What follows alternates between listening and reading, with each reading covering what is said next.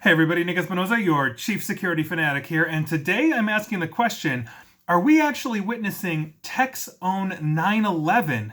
Are we seeing a September 11th level event happening in the tech industry? Now, the reason why I'm bringing this up is I found the words of EU Commissioner Thierry Breton really thought-provoking, and he wrote this for Politico, and I quote, "Just as 9/11 marked a paradigm shift for the global security community, 20 years later, we are witnessing a before and after in the role of digital platforms in our democracy." Now, as a background, I'm sure everybody here is aware that Twitter permanently cut off President Trump's personal account on Friday, which killed access to his 90 million followers. If you try to go to his Twitter account, you simply can't see it. Now, Facebook followed suit, as did the property that Facebook owns, Instagram. Snapchat was another one, and damn near everybody else. Basically, if he was still running an AOL chat room, it got killed on Friday, obviously as a result of the siege at the Capitol this past Wednesday. What followed suit was essentially an exodus, or rather, I should say, a continuation of the exodus of the president's supporters from platforms like Facebook and Twitter to smaller platforms like Parler that had been exploding with his supporters over 2020 and recently. I actually have a Parler account. I do it for research, and I signed up for Parler basically at the beginning prior to this exodus, and it has been just amazing as I'm looking at this to see this platform change.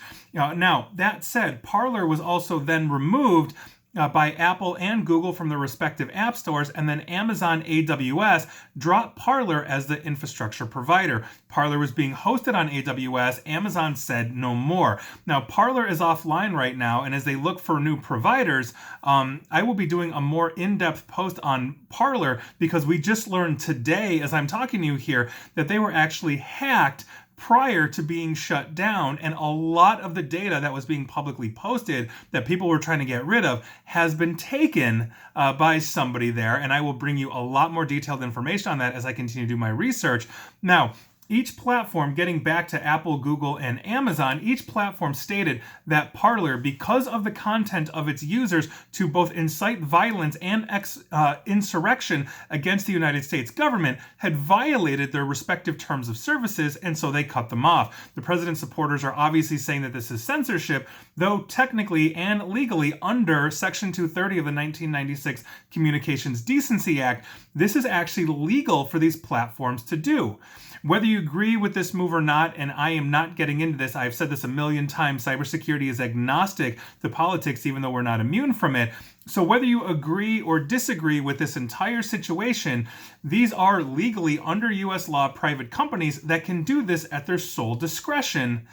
But this is also a reckoning for the tech industry. Now listen to the words here that I'm about to say from Commissioner Breton, as I think this is a really interesting perspective, and I quote, "If there was anyone out there who still doubted that online platforms have become systemic actors in our societies and democracies, last week's event on Capitol Hill were their answer. They can no longer hide the responsibility towards society by arguing that merely providing hosting services is what they do." Now, I think this is going to be a very serious debate for quite some time to come. Now, the space that you carve out on these platforms, these platforms that these private companies like Facebook and Twitter provide, they're yours to do with as you wish. So it would stand to reason that they can make a decision to take that platform away if you violate what they consider are their terms of services.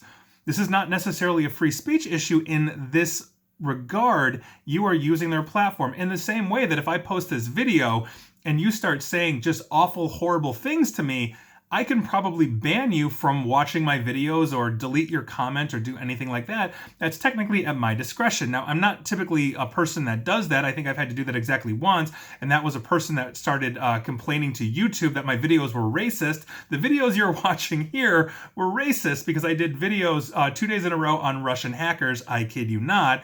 And so, you get people of all types. Now, here in the US, these companies, Facebook, Twitter, etc., are not considered public utilities, and so they don't have the same protections. And so the content moderation on their platforms is 100% up to them outside of actual illegal or criminal posts of content by their users. This is at their discretion. This also, though, and I think this is a really important point, is a shot across the bow to other smaller social media platforms like Parler that cater to the president's supporter as well as other groups. In other words, the tech meta message here is that if they also don't police their content, they will be dropped as well. And so I'm looking at MeWe, for example, which is another smaller social media platform. I basically had a MeWe account I think the week they started. I'm always setting up accounts just because you never know what the next big thing is going to be. But now that Parler's down, the exodus is shifting, and it had been moving to MeWe as well. But the meta message here, if MeWe is looking at this, especially their leadership, Parler just got knocked down. All of the people that were posting content violated their terms of services for Apple, Google, and Amazon. They're coming here. If we don't start moderating, the same thing is going to happen to us. So they're probably building a contingency plan. Now, I will say all of this to say, I have no doubt that Parler is going to find another platform that will take them, though possibly not in this country. And that opens up both privacy and security implications for their users, especially Americans that are now connecting foreignly. So if you're an American who is posting that, let's say you want to invade the Capitol on a website that is sitting outside of the country, then the rules governing eavesdropping and surveillance by both the NSA and the CIA go out the window because they monitor international traffic like this looking for threat.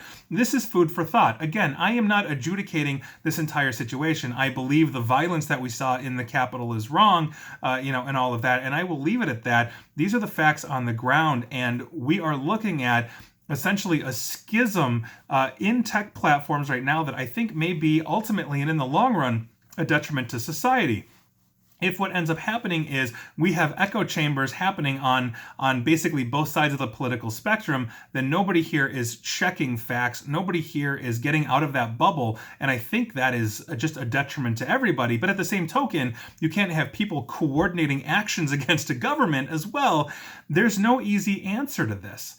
And so by virtue of that, I'm trying to play this as straight as I can and deliver the information that I can, regardless of perspective, because I think it's important that we weigh all sides in consideration when we are talking about these kinds of things. I really do, even though, we witness criminal acts, and those that committed criminal acts absolutely need to be prosecuted. So that is your news of the day.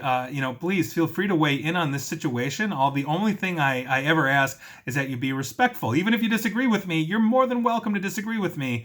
Just let me know, ideally in a respectful manner, because quite frankly, when civility dies, so does civilization. And please like, share, follow me here on Facebook and Twitter at NickAESP. And please feel free to subscribe to me at YouTube as well. And as always, stay safe and stay online. Thanks, everyone.